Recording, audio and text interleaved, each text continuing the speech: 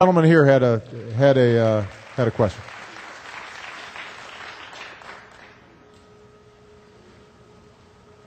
I'm going to cheat with a two-part question here. What, if anything, I guess other than political talk, is being done to eliminate the alternative minimum tax? And what's the argument, if any, to just completely do away with the IRS and have a flat tax that's equitable for everyone? For those of you who don't know, the alternative minimum tax is something that was instituted a while ago. And basically what happens is that the original concept was that people were using all these loopholes, and so some of the wealthiest Americans were paying no taxes. And so the idea was, you know what, you get all these deductions, and as long as you're not abusing them for your home or your business expense or what have you, you can take these itemized deductions, business expense or what have you, you can take these itemized deductions. But if at a certain point it leads somebody who's making $1 million a year to pay no taxes at all, that's a problem. So we're going to have this alternative way of calculating your taxes to make sure that you at least pay the same thing as your secretary does or your receptionist does, a portion of your taxes. Here's the problem. They didn't index it, meaning that they didn't make sure that the amount got adjusted each year so that it would take into account inflation. And so each year what's happened is as inflation goes up, $250,000 today obviously doesn't buy the same thing as it bought 20 or 30 years ago. And so more and more families, first in the upper middle class, but starting to creep into the middle class, are being affected by this alternative minimum tax. To eliminate it, though, would create this huge hole in the budget. So what happens is each year, Congress slaps on what's called a patch to make sure that it doesn't affect too many middle-class people. And so they appropriate $50 billion a year at a time to close the hole. That was, by the way, part of the Recovery Act this year was $70 billion of the Recovery Act was just designed to make sure that the AMT didn't affect more people. But I think the point you're making is, why aren't we just solving this over the long term? Now, that's true for a whole bunch of things in our tax system. And the truth of the matter is that we're going to have to spend the next couple of years making some very hard decisions in terms of getting our deficit and our debt under control. It's not going to be any fun. It's not going to be as painful as it will be if we put it off, but it's still going to be a little bit uncomfortable. It's like going through the family budget. You started getting too many things you couldn't afford, and then you're going to have to start making some decisions. What I've done is I've put together a fiscal commission made up of Democrats and Republicans, as well as private sector folks, so that we've got some objective people on it. It's chaired by a former Senator, Alan Simpson, and Clinton's former Chief of Staff, Erskine Bowles. And their job is to report back to me and to Congress over the next, in the next 5-6 months, to give us a package of solutions to start getting the deficit more effectively under control. One of the things I think is going to be tax reform that they'll recommend. And that should include simplification, and it's got to make sure that it's more fair. The main argument, last point I'll make on this, on the fair tax, the main argument that people make against the fair tax is right now we've got a progressive income tax.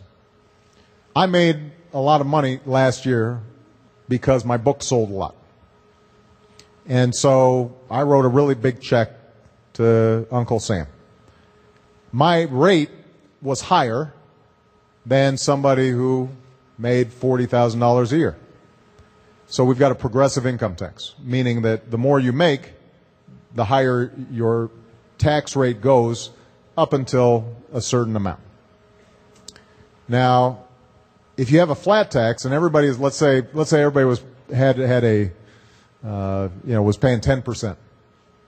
That means Warren Buffett's paying 10%, It means the construction worker's paying 10%. It means somebody who's got a minimum wage job is paying 10%. And the question is, does that 10% take a bigger bite out of the cashier at the supermarket than it does out of Warren Buffett?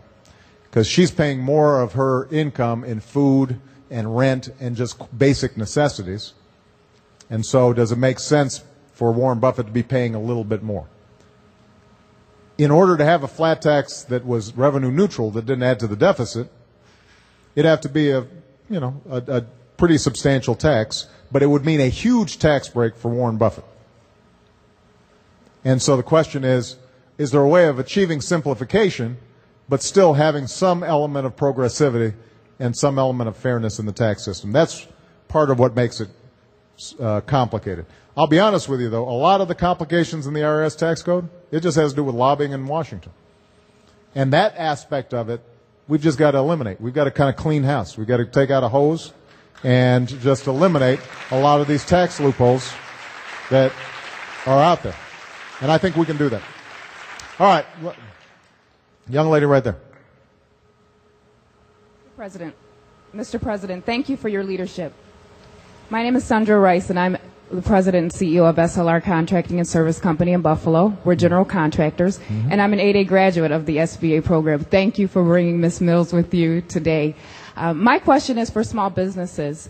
Besides the tax cuts and the health care reform, is your administration looking to allocate any monies or any resources to the education for small business owners? Because it's so important that we have the tools to become profitable businesses and also effective businesses. But education, I believe, is a key component in addition to all of the wonderful things that your administration is doing now. Well, I think it's a great question. Let me break up the question into two parts. Number one is education for people who either want to start a business or have already started a business. Because, even if you've got a great idea, if you haven't started a business before, you might make mistakes, and it'd be helpful if somebody was able to kind of show you the ropes. So part of what we want to do is to make sure that the SBA is providing effective technical training and help and advice to small businesses, even if they've already been pretty successful, maybe in order they want to take it to the next level. And Karen, I think, can share with you a whole host of technical assistance programs that the SBA has tried to set up on inventory controls and, marketing and a whole host of other issues. One of the things that, and I've talked to Karen about this, one of the things I want to do, though, is to get some of those good programs out into the community and a little more proactive. Because sometimes, all federal government agencies, they just kind of sit behind a desk waiting for you to find them. And I want them to find you. I want them to be going out and canvassing businesses and saying, you know what, here's what SBA can do for you. And then you can make a decision, is this something that would be helpful to you or not? Now, the other issue, though, has to do with just our education system generally. I have to tell you that the economy is growing and we are moving, but if we are not able to train our people effectively over the next 10, 20, 30, 50 years, we will fall behind. We used to have the best education system in the world, bar none. The truth of the matter is that these days we can't really make that claim. We still have the best universities in the world. We've still got some of the best schools in the world. But if you look at our young people's average scores on math, on science, the critical subjects that are going to be key in order for us to be at the cutting edge technologically, we're kind of in the middle. In some cases, we're kind of down at the bottom of the pack when it comes to developed countries, advanced countries. And some of it's just numbers. I mean, look, we still produce more engineers per capita than China does, but China has over 1 billion people. So, you know, they can produce so much more in terms of engineers, PhDs, you know, computer scientists than we can. We've got to keep up. We've got to work. That's why we've initiated, one of my top priorities as president has been to make sure that we're initiating education reform from top to bottom. It's not just money.